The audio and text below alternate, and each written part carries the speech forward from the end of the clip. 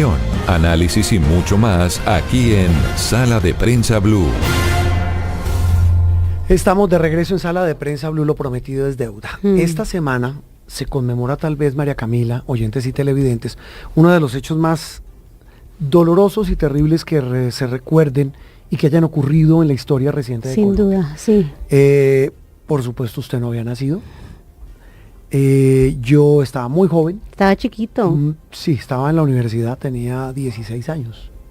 Saquen cuentas, esto ocurrió hace 40, cuando un comando de miembros, guerrilleros del M-19, se metieron a sangre y fuego por el parqueadero de la octava, de la carrera octava, antes de la Plaza de Bolívar, al Palacio de Justicia. En un hecho que ese grupo guerrillero, ese grupo subversivo, calificó como una acción revolucionaria para intentar presionar, hacerle un juicio al entonces presidente Belisario Betancur, con quienes estaban en un proceso de paz, y ellos decían que les habían incumplido. Exactamente. Que los estaban matando, que el gobierno no había cumplido y que había que hacerle un juicio. Pero en lugar de tomarse la Casa de Nariño, se tomaron fue el Palacio de Justicia y llegaron hasta la Corte Suprema.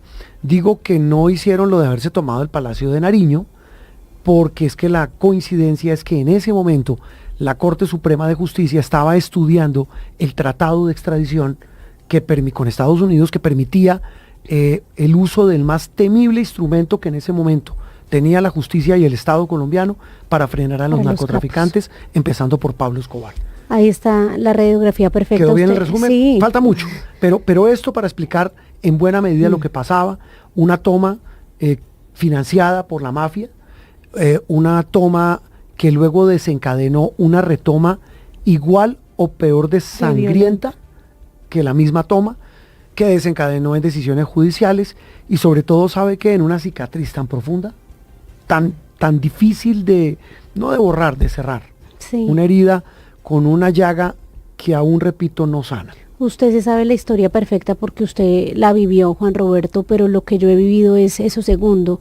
Desde que yo nací, he escuchado cada 6 y 7 de noviembre el dolor de las víctimas, esa falta de memoria y de reparación que después de 40 años seguimos recordando, y yo creo que vale la pena escuchar esas voces, Juan Roberto, porque esto es de no creer. Yo paso casi que todas las semanas por ese punto por donde entraron las tanquetas, por donde incendiaron la sede de la representación máxima de la justicia en Colombia, y hoy hacemos ese homenaje a quienes murieron, a quienes se desaparecieron y a quienes hoy todavía dicen que no se ha hecho justicia. Eso que usted dice, María Camila, es tal vez lo más importante. Es un tributo a las víctimas. Así hemos titulado el especial en Noticias Caracol y en Blue Radio a propósito de estos 40 años. Oiga, ¿sabe qué le recomiendo? Señora. En la biblioteca Luis Ángel Arango hay una exposición que se llama 40 veces noviembre. Y yo creo que para mi generación... Esa es la que hizo el Consejo de Estado. Entiendo sí, señor. El Consejo Mire, de Estado se me pone la piel de gallina porque uno ve esa exposición en la manera en la que se montó en ese espacio de la biblioteca, donde siempre hacen las exposiciones, y yo creo que para mi generación y los jóvenes de ahora que no tienen de pronto la claridad de lo que pasó esos 2 días, Juan Roberto, le abre los ojos a uno sobre episodios que de pronto nosotros no vivimos, pero que nos marcaron y hacen del país lo que es hoy. La recomiendo de verdad. Claro que sí, 40 veces noviembre. Y en medio de esas 40 veces, pues hoy, 40 años después, cuando estamos conmemorando esta semana este doloroso episodio, lo ocurrido y rindiendo tributo a sus víctimas, en Noticias Caracol tenemos un especial que va desde esta noche, domingo, y mañana lunes tendremos una edición especial que irá hasta el próximo viernes. Y la semana entrante hablamos de Armero, que son también 40 años, porque a la semana ocurre la tragedia natural espantosa de Armero, donde perdieron la vida más de 25.000 personas. Pero sobre Palacio de Justicia, le decía, hay muchas postales, muchas, recuerdos, testimonios, y esas postales tienen que ver con voces. Arranquemos con una. Esta particularmente lo conozco y sé de su calidad humana y profesional. Carlos Barragán Rosso habló con el fotógrafo de la agencia France Press, que fue uno de los fotógrafos que cubrió en ese momento el holocausto del Palacio de Justicia, la toma y la retoma. Habló con Carlos de esas imágenes inéditas y de esas fotografías que aún no se borran de su memoria. Cuando sucedieron los hechos a las 11 de la mañana, inmediatamente hicieron un cordón de seguridad. Y en el cordón de seguridad no había por dónde pasar. Entonces yo di la vuelta por la cesta, por al frente del palacio, por el Congreso, por la parte de la octava, y por ninguna parte podíamos, los periodistas, todos, era buscando un sitio de donde poder trabajar. Y finalmente nos ubicamos frente a la Casa del Florero, porque nos dimos cuenta de que el ejército se tomó la Casa del Florero y de ahí están empezando a sacar gente. Entonces, lógicamente, el sitio era ahí, y ahí nos quedamos, día y noche. Y ahí vimos todo lo que pasó y escuchamos todo el traquetreo de las metralladoras, los bombardeos, los incendios. Desde ahí nos lo encontramos absolutamente todo. Había un momento en que el ejército nos hacía desplazar a todos hacia la carrera sexta. Uh-huh. Y en ese momento que nos hacían desplazar a la carrera sexta, llegaban carros del ejército, sacaban gente de la Casa del Florero y se lo llevaban. Y después de que ya volvían a despejar la vía, ahí sí nos volvían a dejar pasar. Pero uno no veía a quién se llevaban y por qué se llevaban, y nada, ahí no había nada que hacer, sino seguir ahí en la Casa del Florero,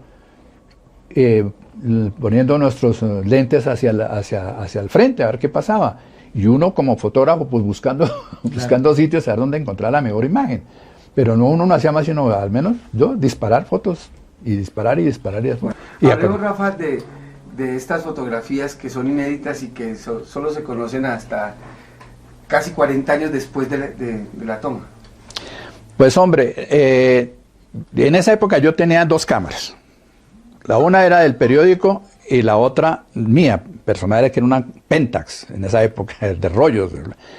Y las fotos del periódico de la agencia Fraspress, donde yo trabajaba en esa época, pues yo mandaba los rollos con un mensajero. Y con mi otra cámara yo me quedaba tomando mis fotografías. Así logré tomar toda esta cantidad de fotografías. ¿Qué pasó con las fotografías? Terminó lo del Palacio de Justicia. Revelé los rollos. Entonces, ¿qué pasó? Lo revelé, pero no vi lo que tenía, porque no tuve tiempo de ver lo que tenía. Porque inmediatamente a los 2 o 3 días, o a los 8 días, sucedió lo de Armero y corra para Armero. Y en Armero estuve 8 días. Entonces, también la misma operación, mandé fotografías y con mi cámara otra tomé fotografías de Armero. Cuando ya regresé de Armero a Bogotá nuevamente, también cogí y resguardé los negativos. Ya se me habían olvidado los del Palacio de Justicia, se me habían olvidado los de Armero, y me fui a recorrer el país a cubrir orden público, porque yo era enviado especial, yo cubría orden público. Entonces, así duré mucho tiempo, cubriendo para los diferentes medios el conflicto en Colombia. Y pues lógicamente todo esto pasó a último plano, y así se me quedaron. Quedaron guardados ahí y se me olvidaron completamente los negativos. Con otros negativos, con otros archivos de otras cosas, yo las guardé en una caja. Y cada 2 o 3 años yo hacía inventario de las cosas mías, y cada 2 o 3 años intenté botarlos. ¿Esto para qué? Y eso que uno va guardando y va botando sus archivos. Uh-huh. Pero no sé por qué se salvaban esos negativos. La verdad no sé, volvían y quedaban ahí porque yo no los había visto. Hace como unos 3 años me puse a revisar para botar nuevamente mis archivos viejos. Y fue cuando me puse a mirar los negativos y dije, pero ¿qué hay esto? Aquí hay algo raro, esto hay que verlo. Y como ya ahí la tecnología nos permite ver lo que tenemos guardado, entonces mandé digitalizar los negativos y me los dieron, los pasé al computador. Cuando yo me pongo a ver el material, me sorprendo yo mismo del material que yo tengo. Porque me puse a mirar en internet, me puse a mirar en todas partes los archivos de la toma del Palacio de Justicia, y no había nada parecido a lo que yo tenía. Entonces yo me sorprendí con este material, dije, ¿qué yo hago con este material? Uh-huh. Y fue cuando tomé la decisión de entrar en contacto con el Centro de Memoria Histórico. Cuando yo entré al Centro de Memoria Histórico, ellos me atendieron muy bien, me abrieron los brazos, me explicaron que eso era voluntario, que no tenía ninguna retribución económica, pero que si yo quería colaborar pues con ese material, que lo hiciera. Y así lo hice. Lo entregué con el objeto de que ellos empezaran a hacer una investigación de foto por foto de quiénes están, cuál es el momento y todo el proceso. Ellos están haciendo ese trabajo. ¿Qué es la fotografía, Rafa? La fotografía es el mensaje más divino para retener la historia. La historia queda plasmada ahí en la base de la fotografía. porque queda uno ahí de por vida, es congelar la historia. Para mí eso es lo que yo digo de la fotografía. Pero Juan Roberto, aquí en esta conmemoración también vale la pena hablar de aquellos que se salvaron de milagro, ¿no? Sí, sí. Que cuentan la historia porque justo pudieron salir del Palacio de Justicia para tomarse algo, para respirar, y una de esas historias es la de un mensajero, Pacho González Herrera. También hablamos con él en esta conmemoración de los 40 años de la toma del Palacio de Justicia. Yo me habían nombrado en comisión al Consejo de Estado y yo me desempeñaba como auxiliar de servicios generales en la Secretaría de la Sección Segunda del Consejo de Estado.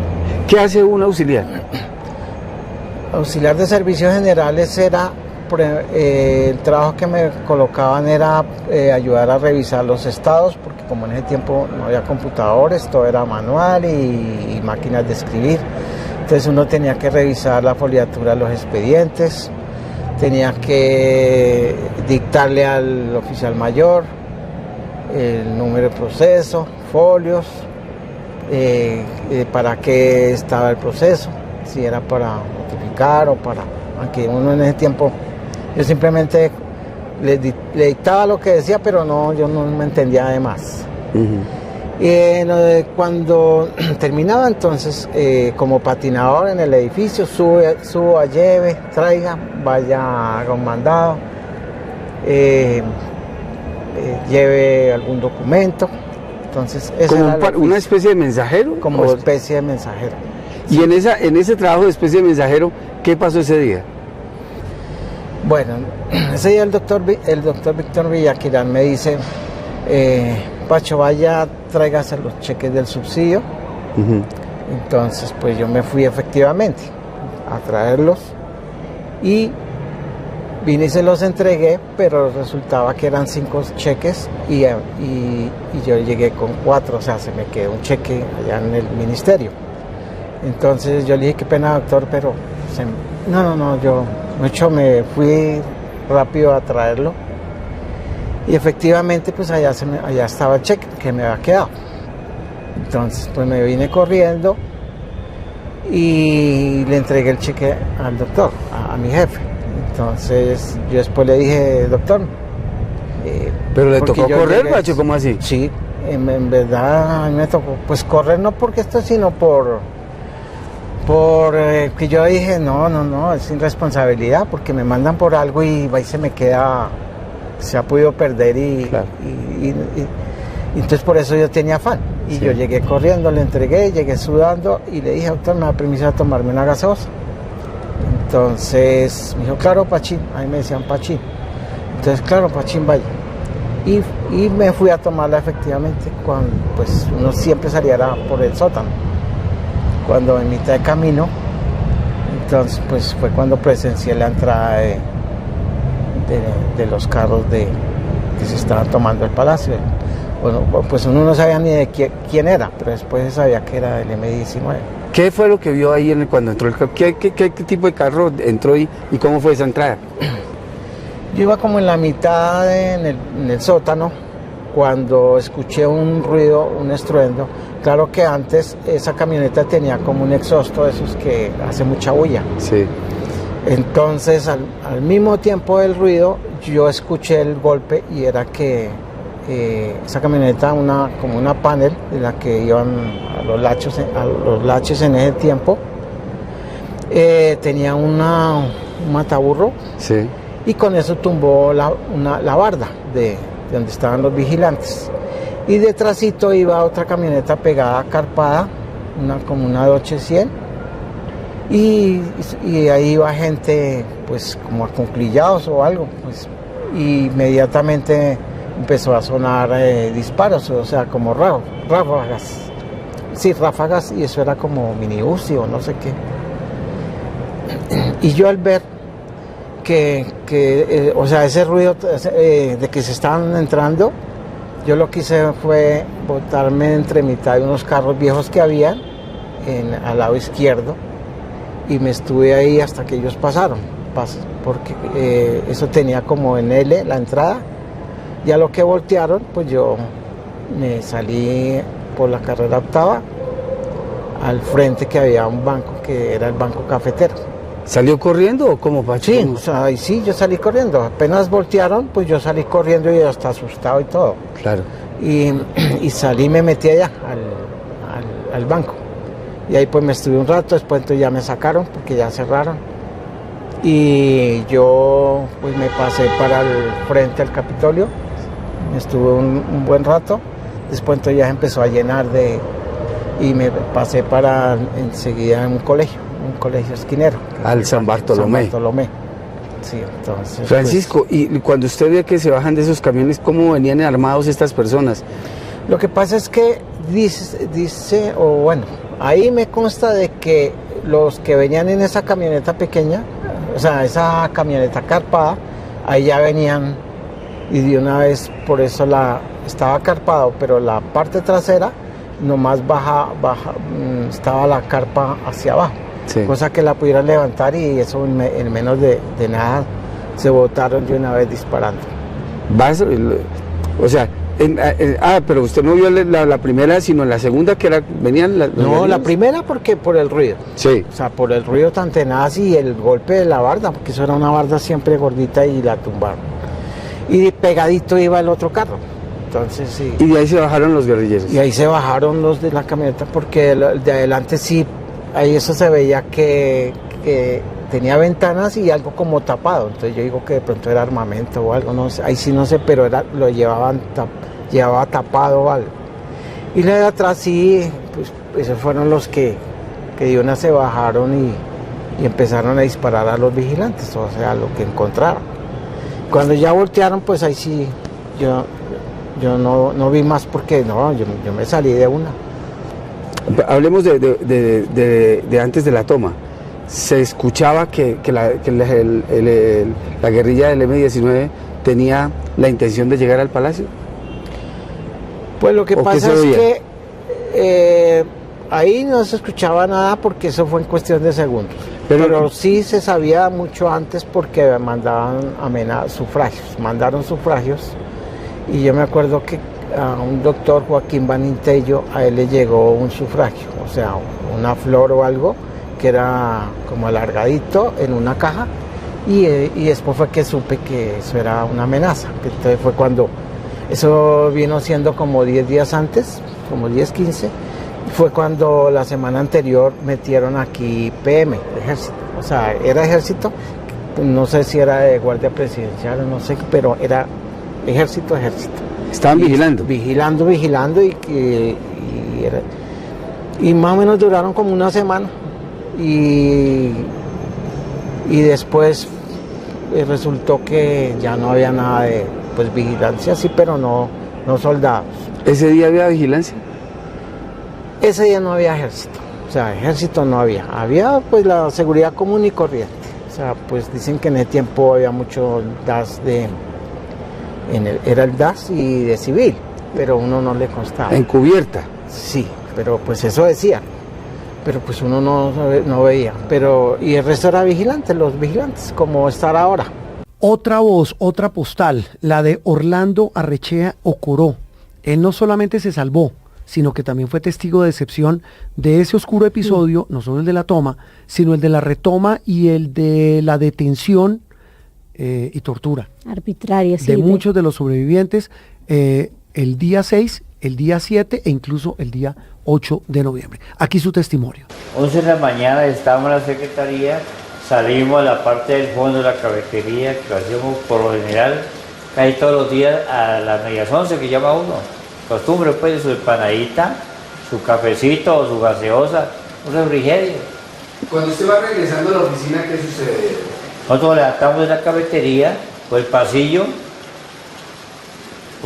a la oficina, llegamos a la puerta de vidrio, cuando miramos escuchamos ruido en la parte de atrás de la cafetería, los platos volaban para todos lados, no sabíamos qué pasaba y miramos, entonces digo, algo pasó.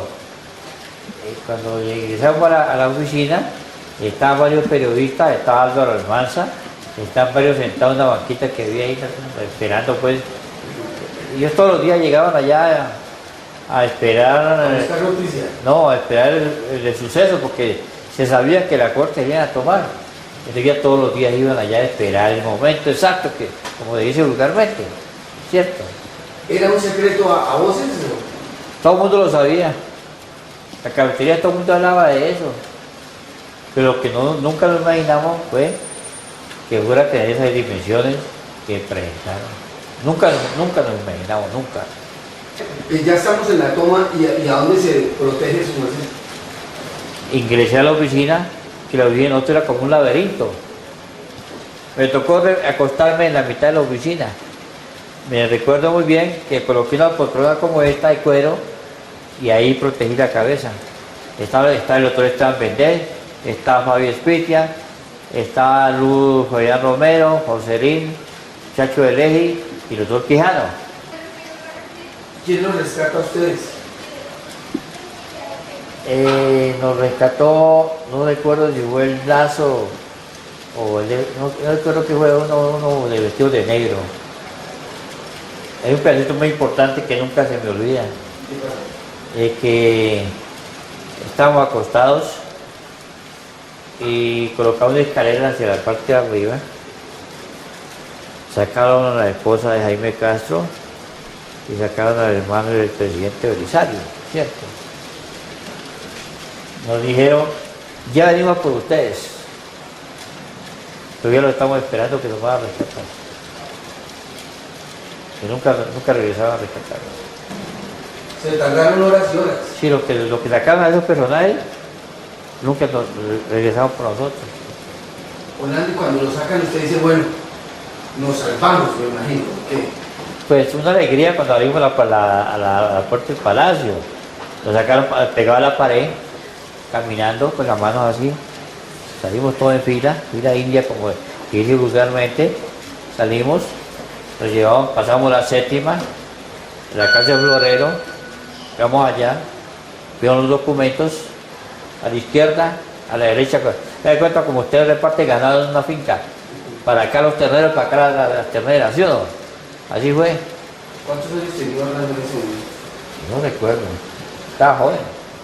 Unos 20 y pico, 28 años, 30 años más o menos. Y esperando pues que nos llamaran y todo. Y yo estaba cuando ya como a las 6, 7 de la noche, me dicen al segundo piso, los más jóvenes, una muchacha de la sala civil y otras salas nos echaban para el segundo piso.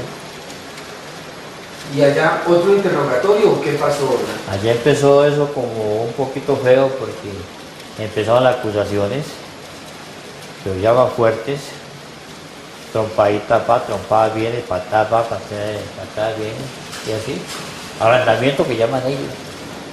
¿Y qué le decían a usted? ¿Que confesara quién era o qué? No, que yo era guerrillero, de frente me dijeron que era guerrillero, pero que era del Cauca.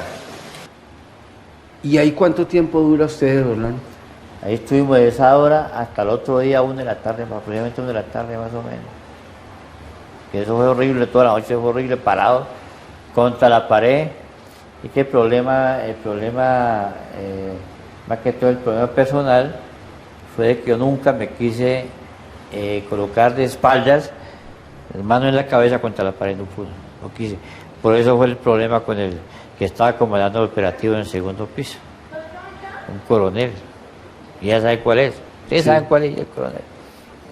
Inolvidable eso, Orlando. Tremendo fue eso. Sin tomar agua, sin ir al baño, parado todo el tiempo. Orlando, ustedes son demasiadas horas ustedes en la casa del florero, pero usted lo suben en un carro y ¿para dónde se lo lleva? Pero un momentico. Sí. Ya como a las... Yo dije, esto va para grave, ¿cierto? Porque no me definía mi situación. Saqué una hojita, anoté mi nombre en papelitos. Cuando ya me sacaron, no les iba a poner mi vida, no había. Yo acá a uno empujones, inmediatamente el papelito lo tienen los periodistas. Estaba Rodrigo Barrera, Rainel Beleño, Almanza, un poco periodista. Inmediatamente dijeron al aire, acaba de salir Orlando de tal, no sé qué, y lo que yo decía era que yo no estaba en la oficina. ¿Sí, no? que yo no estaba en el Palacio de Justicia. Entonces cuando eso, ya los periodistas que me conocían, que eran mis amigos, divulgaron en directo, ya Juan Gozaín ya dio la noticia que ha salido, ya no es tal. Entonces ya me subieron a un carro y para Usaquén. Mi familia va a buscarme por todos lados, que no estaba allá, no estaba en ningún lado, que no aparecía, como está documentado. Yo ya sabía lo que iba a hacer conmigo, yo sabía. Usted sabe que yo sabía ya. Cuando usted llega allá a Usaquén, ¿pasa lo mismo, el mismo ablandamiento de...? Cuando llegamos a Usaquén, afortunadamente me encontré con un primo, que estaba como delante de guardia ahí. Cuando él me vio se sorprendió. Sí, inmediatamente cogió y avisó a mi familia que yo acaba de llegar allá. Sin embargo, me echaron para caballerizas. Llegamos allá, el escapulario, delincuente. Sí. ¿Y qué pasó con usted, Orlando? Llegamos allá, interrogatorio va, interrogatorio viene. Las mismas torturas, creo que fue más fuerte. O sea que es una tortura más fuerte, horrible. No quiero ni recordar eso ya. ¿Lo golpeaban? Imagínese usted. Los golpes era lo mínimo que decían a uno. Era lo mínimo ya. ¿En qué momento Orlando puede demostrar que es Orlando Arrechea y le dicen, bueno, nos lo vamos a llevar para otro lado? Yo soy muy creyente. Yo creo que mucha gente no confía en que tenemos un Dios que siempre está con nosotros. Yo soy muy agradecido a Diosito, le digo. Yo pensé que ella me iba a morir. Diosito mandó esos ángeles para que un personaje ya me salvara la vida. ¿Lo reconoció? Dijo, yo sé quién es. No, uno de ellos allá, él le dio una orden que llegue él conmigo y no la cumplió. No la cumplió. ¿A él le dieron la orden de sí, que...? No, una orden que le dieron. No recuerdo ahorita. Le dio una orden, pero yo creo que es lo que me salvó. Y ahí ya nos sacaron, ya. Otra vez al Teatro Patria, nos sentamos en la parte del andén. Como está documentado, entonces me mandaron para la cesta para que me buscaran antecedentes y me soltaron. Y así fue. Y allá cuando lo soltaron, ¿qué le dijeron, Orlando? Qué pena con usted. No me podía soltar porque no tenía documentos. Me mandaron para allá, ya todavía me tocó amanecer. Y menos mal que llegué. Oiga, Dios es tan grande que llego allá y me encuentro con un amigo mío allá que trabajaba creo que trabajaba de guardia, no sé si en la policía o en la fiscalía. Y él me dijo, venga para acá, y me sacó allá del calabozo, me sentó en una banquita allá. Y hasta el otro día que un familiar fue al Ministerio de Hacienda, pidió un certificado de sueldo, con el papel me soltaron. Opinión, análisis y mucho más aquí en